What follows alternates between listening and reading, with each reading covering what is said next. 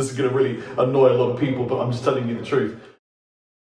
What's up, friends? I own a lot of guitars. It is part of the job of owning a couple of guitar companies and having worked in the guitar industry for 25 years now. And what I've discovered over the years is that it doesn't really matter where the guitar is from, how much you paid for it, what it was made from. This is gonna really annoy a lot of people, but I'm just telling you the truth. It's all really down to the synergy between the player, the owner of the guitar, and the guitar itself. So I thought it would be really fun to shoot out two of my guitars just in my home studio. The most affordable guitar that I have here and the most expensive guitar.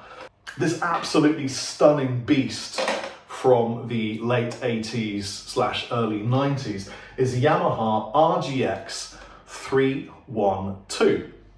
And this is the exact same model that I had when I was a much younger man in my 17, 18. This was basically Yamaha observing Ibanez and saying, oh, we can have a slice of the Ibanez pie. We can do the the gem type situation.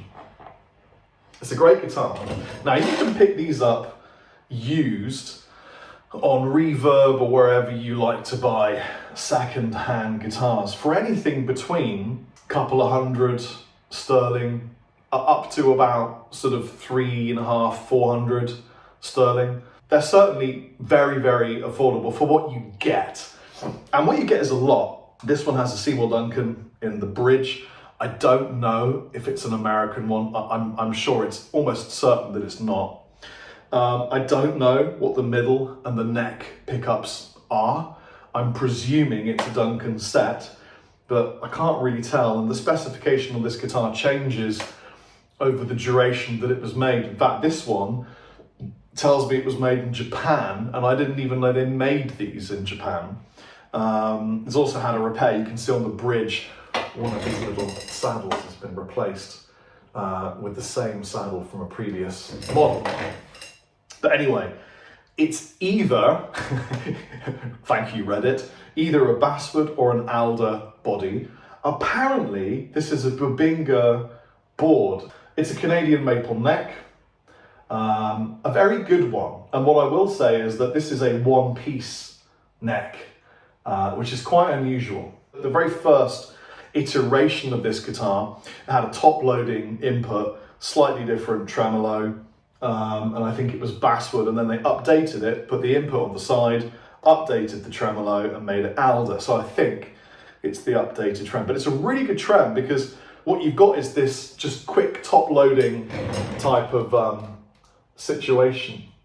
You literally just pop the string ball end in and that's it, it's done. So much quicker than the Floyd Rose systems that we know and love. Can you tell me what you think of the tone of this beautiful Yamaha guitar? Oh, I'm so sorry. I've just realized the microphones were not recording, but now I promise you that they assuredly are, and everything will sound a lot better. Thank you for your patience.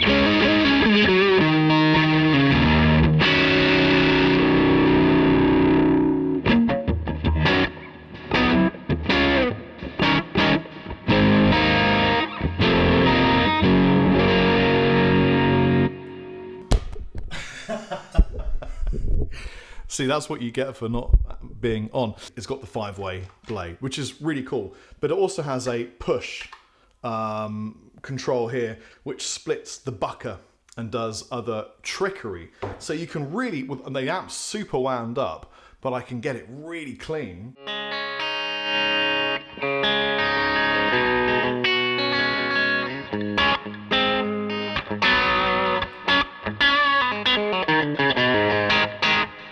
It's really honky and bright and kind of, you know,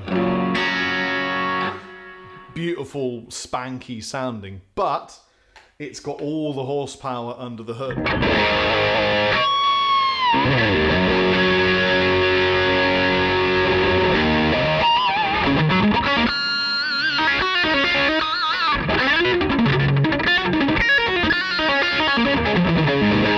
Well, that's my absolutely stunning RGX 312 from the late 80s, early 90s. Let's pit it against the most expensive guitar that I own. Oh, yes, it's a British workshop Chapman guitar. This is going for about sort of 3.5K, and it is an absolutely stunning, handmade, best of the best, everything you would ever want on a guitar.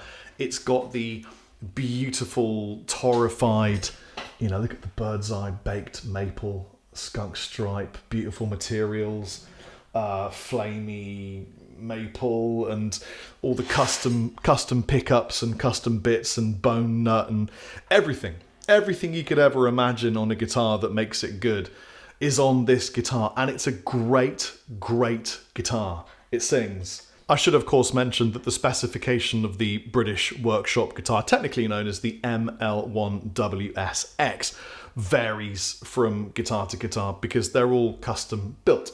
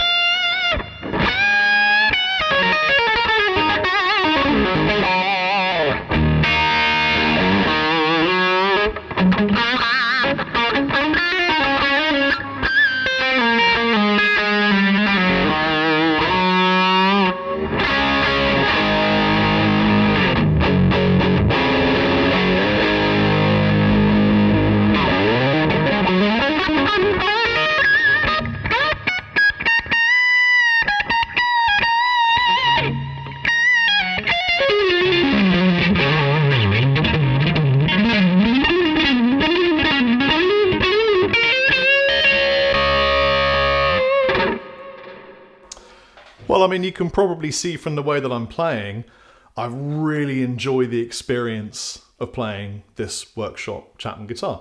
It is a masterpiece of guitar put together by legendary people.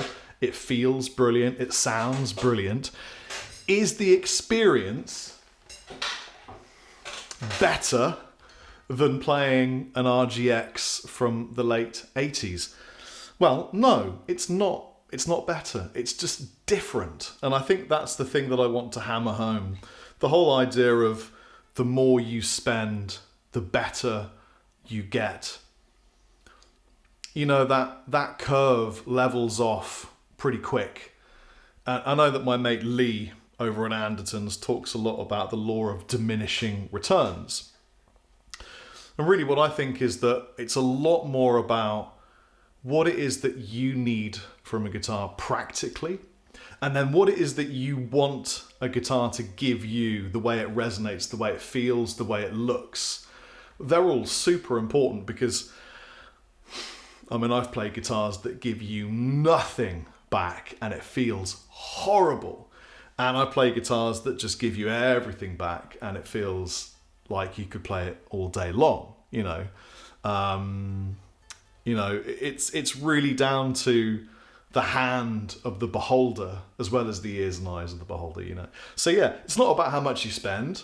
It's not even about where it's made anymore, because, to be honest, a guitar is made well dependent upon the experience of the factory workers, the quality of the CNC machine, and the quality of the timbers and parts. Anyone can do that anywhere. So gone are the days of a guitar made in a certain country is worse than one made somewhere else. It's way more to do with, is the timber any good? Is the CNC old? Is it an old hand CNC? Or is it a state-of-the-art, cutting-edge, laser-guided, AI thing? Talking of which, I have been Rob Chapman. Thank you for watching this video about my cheapest guitar in my studio and the most expensive guitar, again, in my studio. If you did enjoy this, please let me know. Comment for the almighty algorithm, and have a fantastic day. Chappers out. Bye.